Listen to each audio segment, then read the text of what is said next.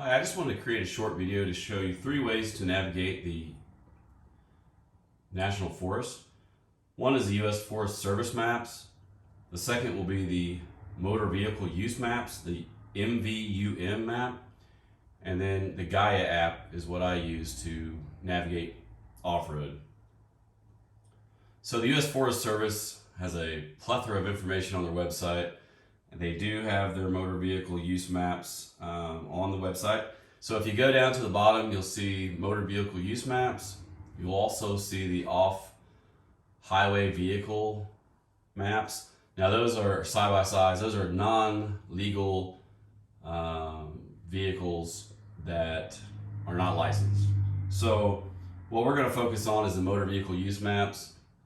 But if you go down here on where to ride, you'll see that the Forest Service is broken up into different ranger stations, and that's how you will have to figure out which map you need. So this is depicting the Ozark National Forest, and they have the different ranger stations there. So ranger districts. You've got Big Piney, Pleasant Hill, Boston Mountain. So I know where we're going to be navigating just by looking at the map is going to be B, the Pleasant Hill district. So we'll go back up to the motor vehicle use map on the website and click on the Pleasant Hill Ranger District MVUM. There also is a link to Avenza if you use that, but today we're going to be using GAIA, so I'll show you this map first. So this is the legal document that was created in, up here it's upside down, in 2021. This is all of the legal roads in this ranger district of the Ozark National Forest. If the road is not listed on here, it's not a legal road to travel on. However, there also will be county roads and highways that are listed on here that won't show up. They're the grade areas, like here it's 215. This is, I know this highway, it's Cass Oak Road, which goes from Cass over to Oark. And then you'll see like Highway 23 here. So what we're going to focus though is on the Forest Service roads. So as you can see, there's a lot of different roads on here. A little bit of background about the Forest Service roads. Each national forest in the U.S. assigns a short number and letter combination to each of the roads. They use 3 to 5 number digit combinations, and their main roads you'll see will have, for example, we'll zoom in here on this 1533, and that's the main road. Now, if there was a branch off of this, as you can see, this 944B, these are branches off of that main road. So it starts with 944A, B, C, and probably there was the letters between there like D. D's probably not a legal road anymore for some reason.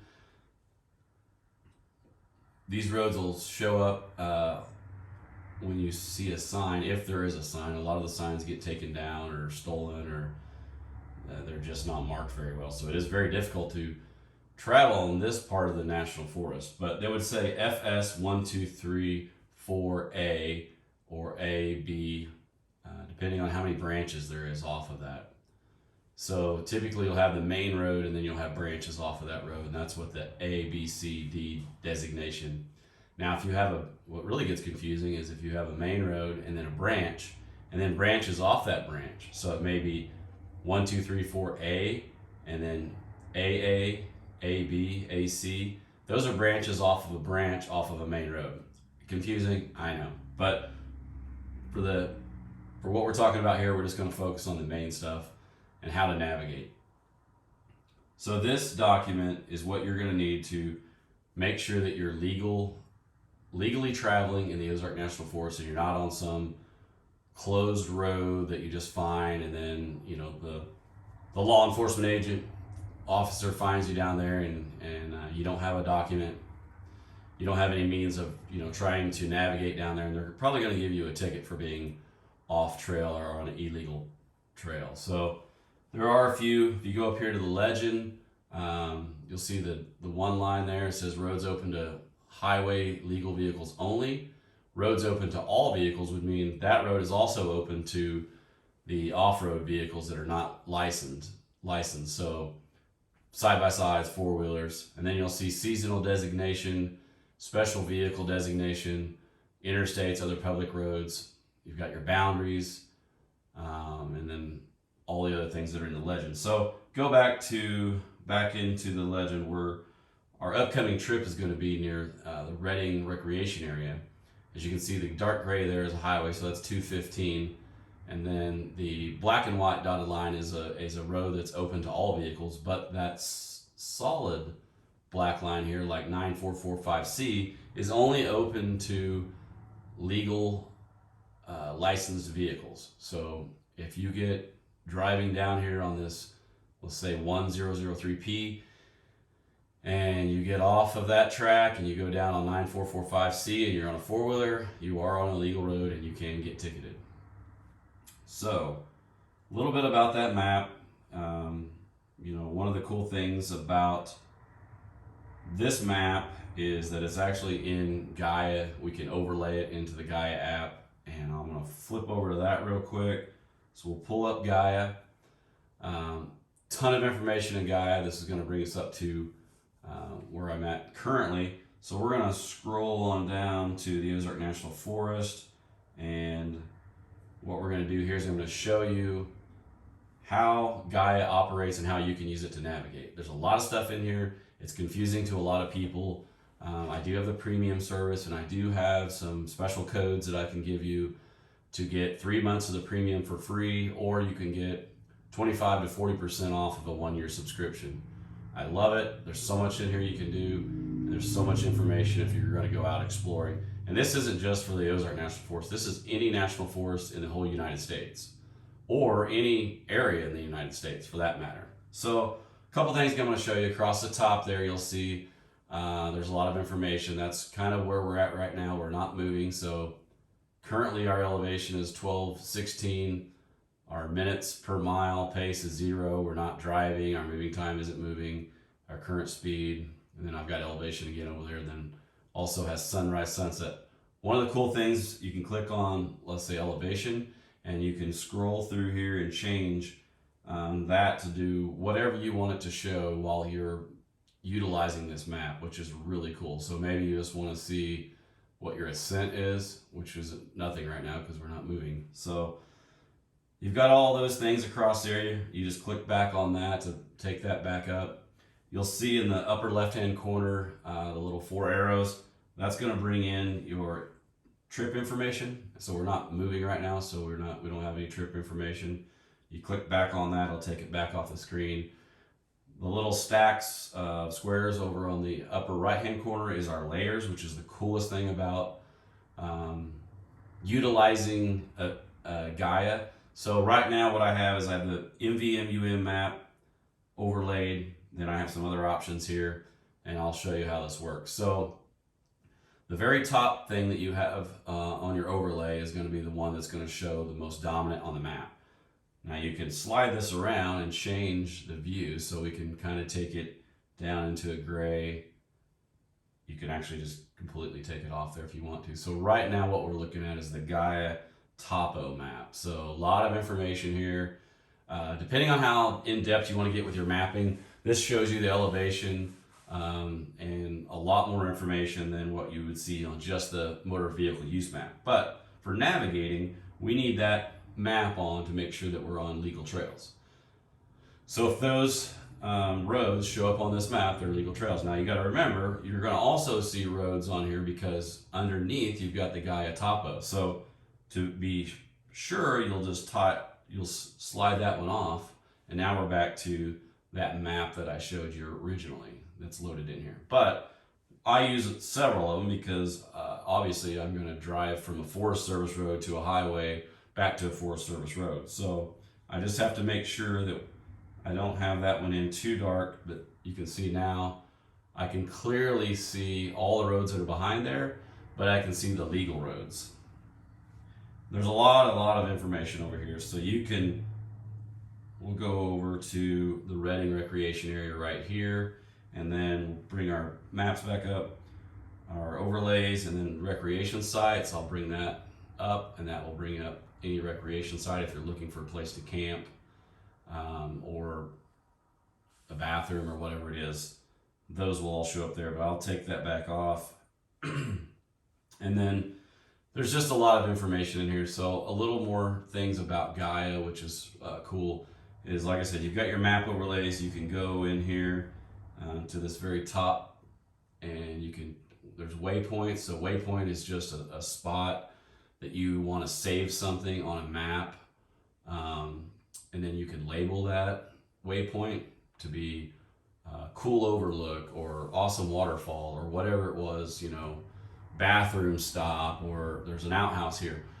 Routes is going to be a predetermined route that you make. So I'll show you how to do that in a little bit. And then tracks is just when you're out driving, you can start a track and it will track everywhere you've been.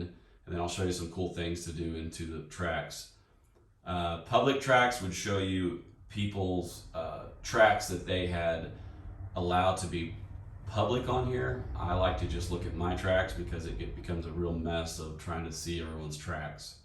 And then you can save hikes, and there's just a lot of different, like, layered maps is what I'm doing right now. So we'll go back, and then down at the bottom is all my inactive maps. And then if I wanted to have a map overlay of, let's say, the satellite imagery, I could pick that one up, take it to the top, and it's going to bring in, I'm going to take that one to the most powerful, and now I can look at a satellite image of what area I'm in. So back here, we can take that back down, see if I can, you can see I can kind of fade it out, and I can still see my second overlay, which is the motor vehicle use map. So there's a lot of information in here, a lot of cool mapping stuff. I can take it back to inactive. If I want to see any of these others, plus go down here and add more and more and more things that you want to see. There's tons of features and overlays. If you're traveling, let's say you're out west and there's fires, you can actually bring up the wildfire, current wildfire map to see if there's a fire in the area you're going to go to. And then you can also see the satellite detections of wildfire. So ton of information. Gaia is extremely powerful mapping app that I would definitely recommend. So a couple little things across the top there. There's a little arrow, or a little circle with the little lines coming off of it. If you click on that, that'll bring you to back where you're at.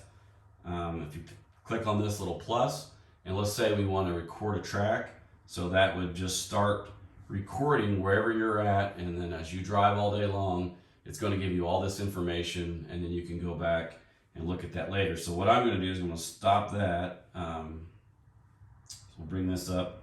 You click on the little 4 arrows in the corner, and it's currently recording your information. So if you want to click on that, you can pause it. So like if you stop to eat lunch or something, you don't want it to show that you were sitting there that whole time, then you can start it back.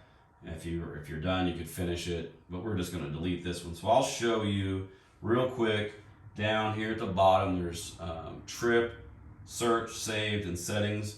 Saved is going to show you some of the tracks that I had recorded.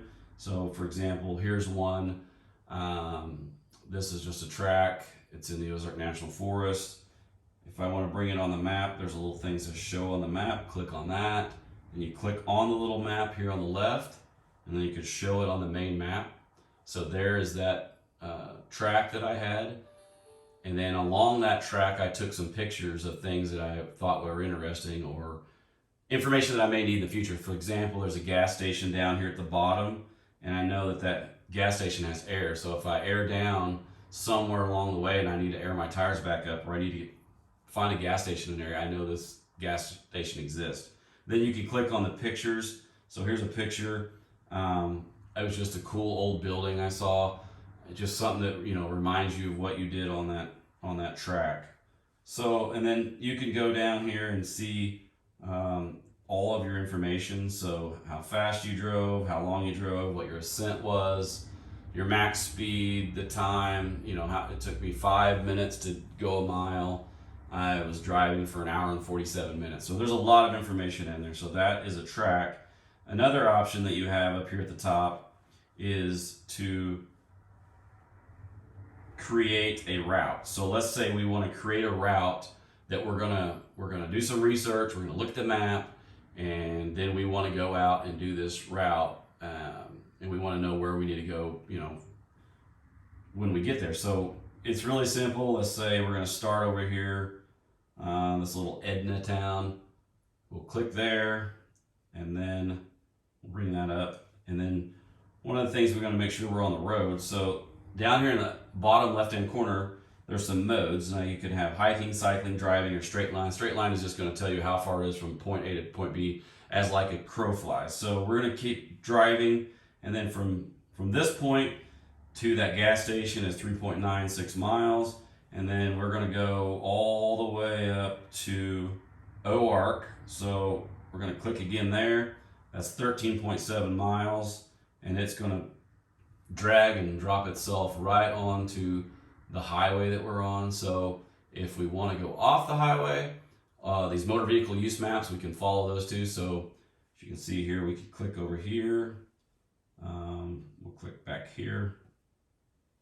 So it's going to take us back up this road, and then we're just going to, because there's a lot of little roads, so we'll just tap on wherever we want to go. So if we're going to go over here, we'll go up this way. So as you get the point, so you can create this track, and then when you can save this up in the upper right hand corner. Then when you go back to do your route, you remember exactly where you wanted to go. So if you wanted to predetermine a route to take when you get there, maybe there's some cool stuff that you saw you don't want to forget, you can just follow this, and then as you're driving, it'll have a little arrow to show you where you're at on the map, and you just follow your own route. So it's kind of cool. Cancel, we're just going to clear that route. That's about it. There's a lot of cool stuff in here. Feel free to reach out to me if you've got questions on GAIA, if you've got questions on the U.S. Forest Service maps. Really important that you follow the vehicle use, the motor vehicle use map, because that's the legal maps. And like I said, this is what you would have for any Forest Service in the United States. So instead of going in Googling Ozark National Forest, you would Google Mark Twain National Forest, and you would get the same type of website that we had here. So, and it would have the motor vehicle use map that would tell you what roads are legal. And the bad thing is, all these numbers, hardly any of these roads are marked. But as you're driving with GAIA, it will show you where you're at on the map, and you can look at this and say, okay, I'm right here. For example, I'm right here at 4432. I know that's a dead end road. If I want to drive down it, I can. It's legal. Or if I want to, make a big loop, I could go up here on 4432, loop back around. I see this JO 4292. That road is grayed out, so that's probably a county road. I know it is. It's Johnson County 4291. So you're going to come off the Forest Service road. You're going to get back onto a county road, and you'll just navigate yourself around to wherever you want to go. Like you see here, we can go back down to 215, and then this whole curvy road here is Highway 103. It's just, you need a map. It's extremely difficult to, especially in the Ozarks, to navigate the national forest without a map. So I would recommend getting GAIA. If you're interested in the code, just reach out to me. Hit me up at one of the Jeep Taco Tuesday or the club meetings, or just PM me, and I can get you that information. So I wanted to add a little bit to the video, a few things that I forgot to talk about, and really focus in on our waypoints. I think they're a really cool thing to have on your map. So as you can see here, there's several waypoints on this track. So to get your tracks to come up, you go to the upper left-hand corner, you click on the little 4 arrows, and you can see here, this is my Mulberry River Crossing Trail. So there's a little, looks like an eyeball there. If you want to take it off of the map, you just click on that and it disappears. If you want it on the map, it comes on the map.